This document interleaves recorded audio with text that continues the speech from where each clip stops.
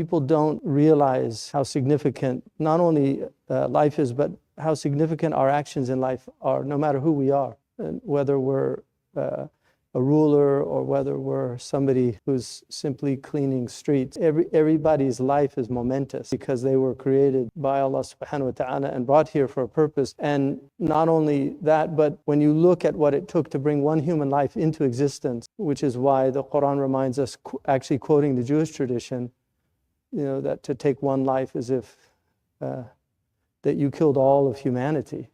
Because when you think about just all the lives that existed before our lives to bring us as individuals, each one of us, into existence, it will boggle the mind just to reflect on it.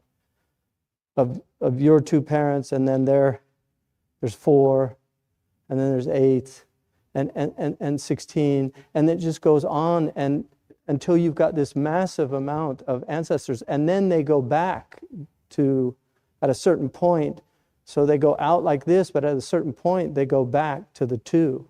So we're one inverted pyramid of all these inverted pyramids that go back to the actual pyramid, which is Adam and Eve. So the entire humanity is just this massive pyramid of human beings that have existed from the beginning of time until our time. And so 9 months in the womb, that's a very small portion of what it took to bring you into existence.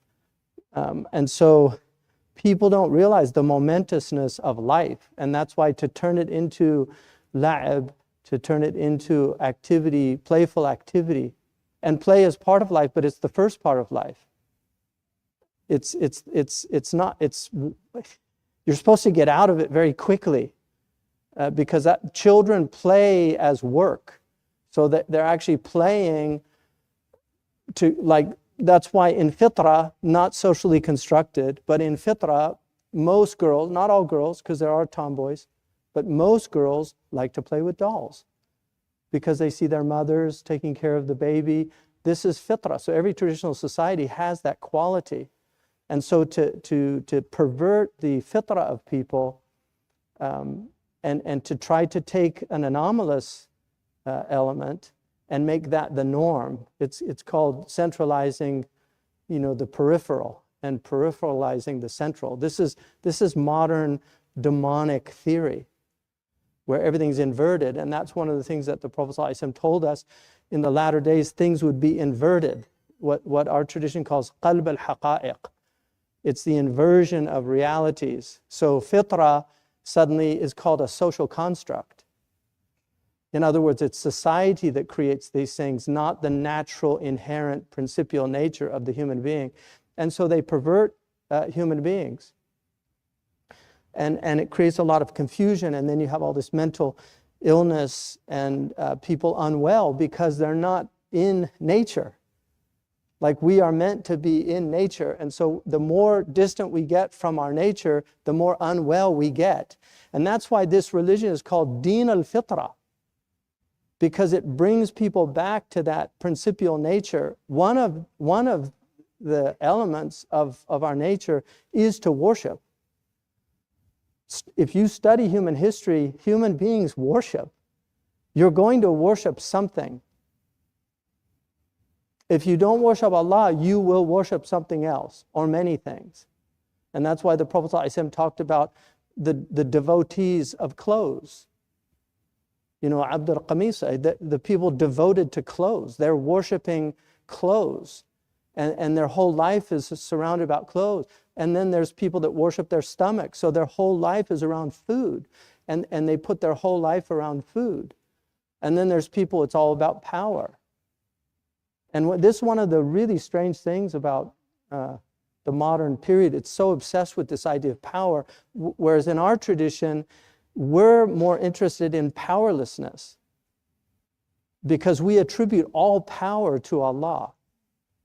Like we are powerless, Allah is all powerful. And so whatever figurative power He has given us, it's from Him. La hawla wa la quwwata illa billah. It's only through Allah subhanahu wa ta'ala. It's not inherent to us. So this chapter, which in many ways is Imam Shafi'i famously said, all we really need, he said, if only Surah Al-Asr was revealed, lakafat, the surah would have been sufficed for us. Just Surah Al-Asr would have sufficed for humanity. وَالْعَصْرِ إِنَّ الْإِنسَانَ لَفِي خُسْرٍ. We're at loss by time, because every moment that occurs can never be got back. You can't get it back. And that's why this modern world that puts you on hold, it's so sinister, because they don't let you talk to a human being so that you can solve your problem. They put you on hold, and then they take that time from you. And even worse, to add insult to injury, they'll put music on. This is how sick this culture is. It's so unwell. And that's why everybody's unhinged. Because I think about the amount of practice that your average Muslim does. I'm talking about average Muslims, not the sabiqun al-awwalun, not those people. I'm talking about an average Muslim who's just a dedicated Muslim. 5 prayers a day, praying on time, because that's a committed Muslim. You pray on time. 5 prayers a day, some dhikr outside of that, some recitation of Quran, even if it's Yasin and Waqi'ah and Mulk every day. There's some regular practice of Quran. I'm talking about baseline. And then the nafila prayers, at least 3 shafa' and witr, and then 2 before fajr, subh, and then 2 after maghrib. At least that.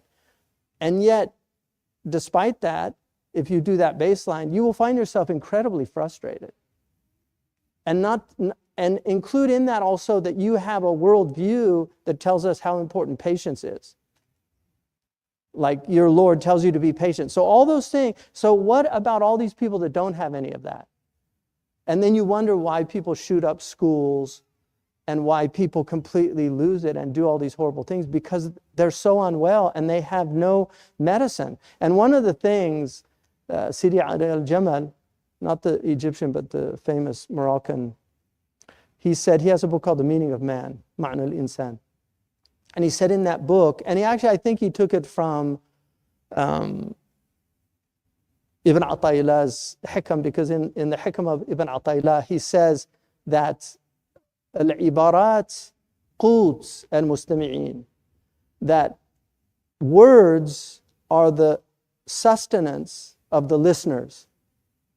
So he says in his book that words are to the soul what food is to the body.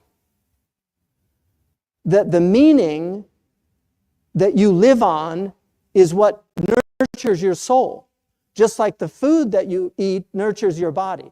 So if you're listening to garbage all day long, if you're listening to rap lyrics with foulness in it, if you're watching the news and all these horrors are unfolding before you, that's all ghidha, that's all nourishment for your soul. But like junk food will destroy your body, junk meaning will destroy your soul. And this is where we're at. People are really sick.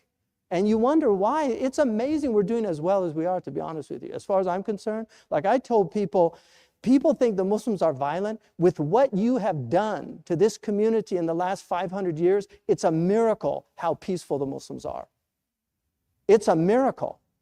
Just study the history. What's happened in our lifetime? Just in our lifetime.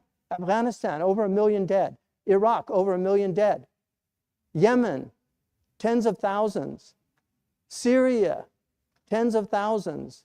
Libya, tens of thousands. This is just in our lifetime. Palestine, just in the last year. And then they wonder, like, why are they so upset? What's wrong with them? No, it's a miracle that because this book is what keeps people, they just, the really intelligent and devout ones know we deserve a lot of this. As corrupt and as distant as we are from our tradition, much of this is purification. The Prophet said, جُعِلَ عَذَابُ أُمَّتِي فِي دُنْيَاهَا the punishment of my ummah is in this world, it's not in the next world. And so that's part of it. And also we there's so many things, but I'm convinced that the Muslims are far more peaceful than they're giving credit to our community. I'm serious. I genuinely believe that. Because we're one out of every probably 4 or 5 people. I mean, now they're admitting that the population numbers are grossly under-exaggerated.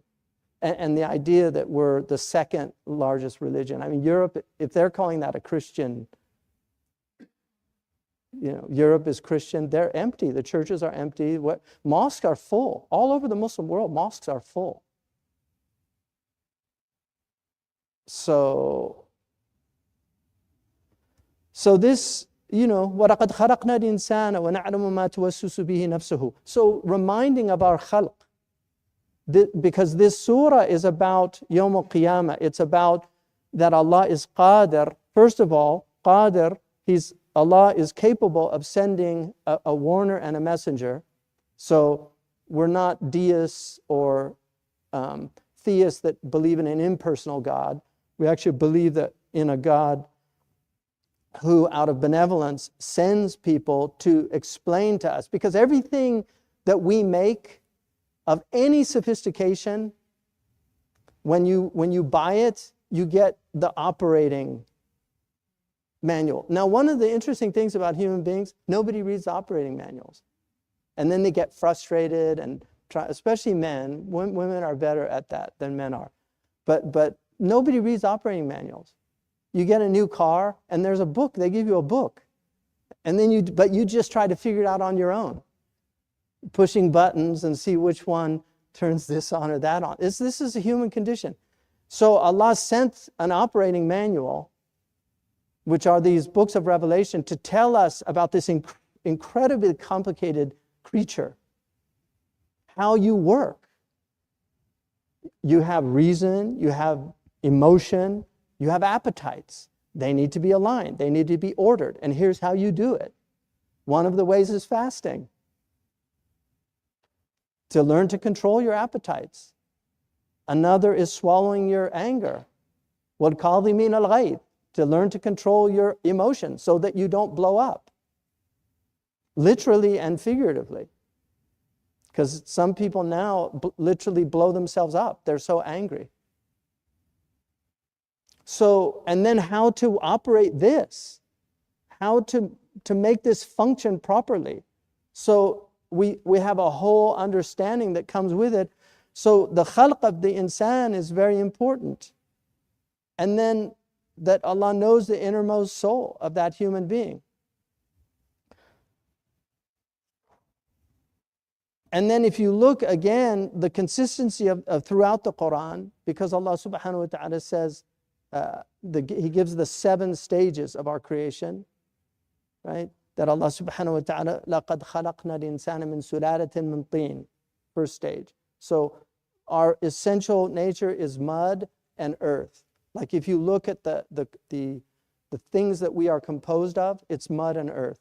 It's mud, but it's literally water and earth. Those are the 2 components of the planet. And so we have in us, we have calcium, we have potassium, we have these minerals, and then we have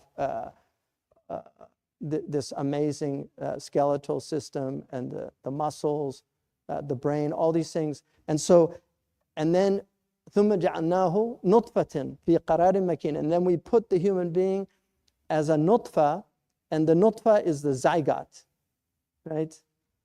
فِي قَرَارٍ مَكِينٍ. This is the alaq, which is translated, and I genuinely believe it's mistranslated as clot of blood. It doesn't mean clot of blood. The alaq is a clinging thing. It's anything يتعلق بشيء.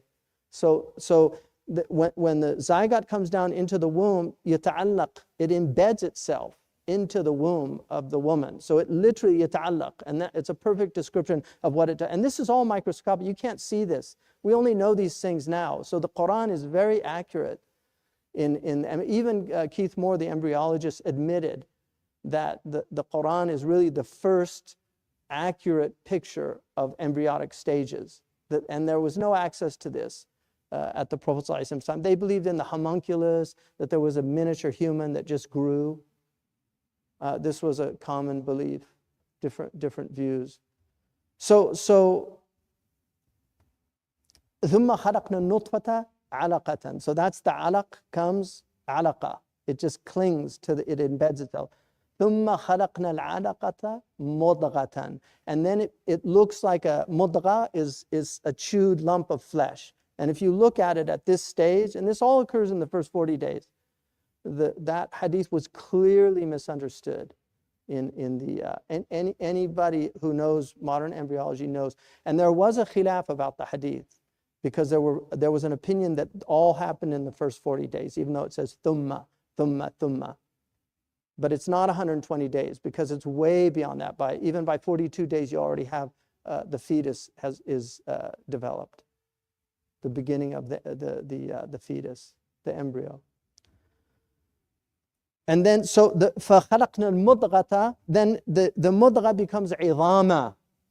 And then look at the switch. فَكَسَوْنَا الْعِظَامَ لَحْمًا. The only time in this process, Allah changes from khalaqna to kasawna.